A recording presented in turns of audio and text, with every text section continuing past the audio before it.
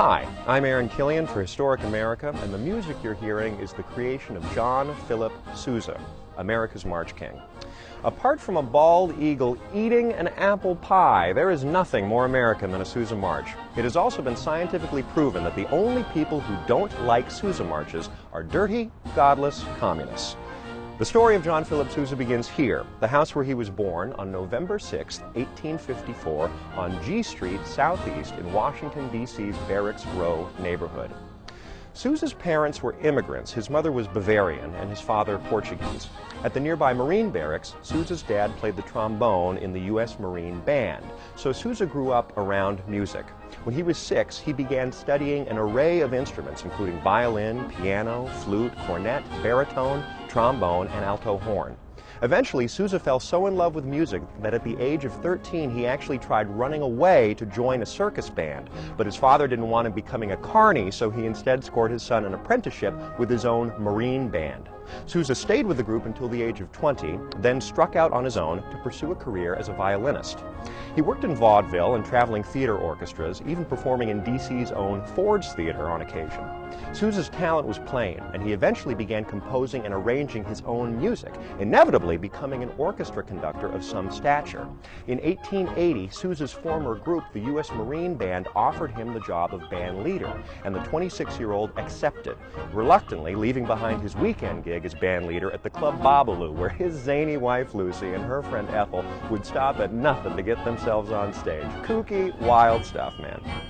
Behind me stands D.C.'s Marine Corps Barracks. It is in this place that Sousa became the American musical legend we know today. During his 12-year tenure as U.S. Marine band leader, Sousa turned the group into the world's finest military band and simultaneously began producing the best-known marching music in our country's history. He once said that the perfect march should, quote, make a man with a wooden leg step out. Sousa was a wonderfully patriotic American and a very religious man who felt that the inspiration for his music came from above.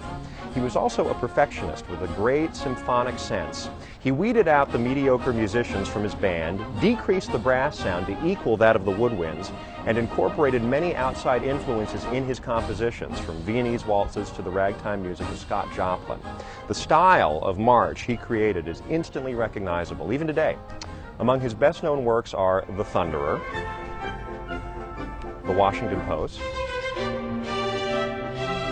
Semper Fidelis, and of course, Stars and Stripes Forever, which was designated the official march of the United States of America by a 1987 Act of Congress. Sousa would serve under 5 presidents as Marine band leader, and he even provided the music for Grover Cleveland's wedding while in office.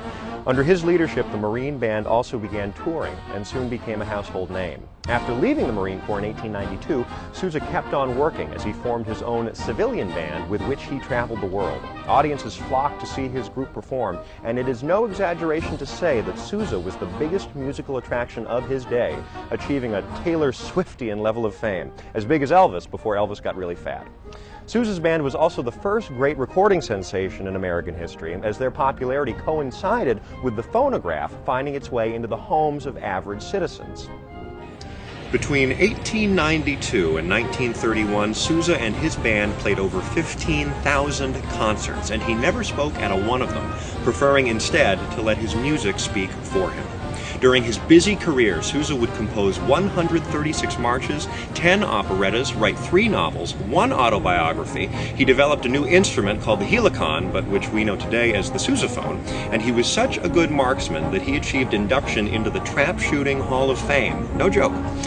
Ever the workaholic, Sousa once quipped, quote, "When you hear of Sousa retiring, you will hear of Sousa dead."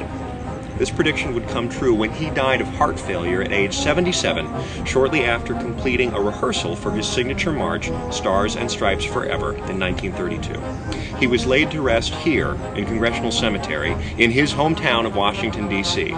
Every year on his birthday of November 6th, a graveside celebration is held in his honor, featuring a performance by the U.S. Marine Band. And this is fitting, because beyond any tombstone or statue, Sousa's greatest monument is his enduring music. Thank you, John Philip Sousa, and thanks again to everyone watching. We hope you had fun today and that you learned a little something.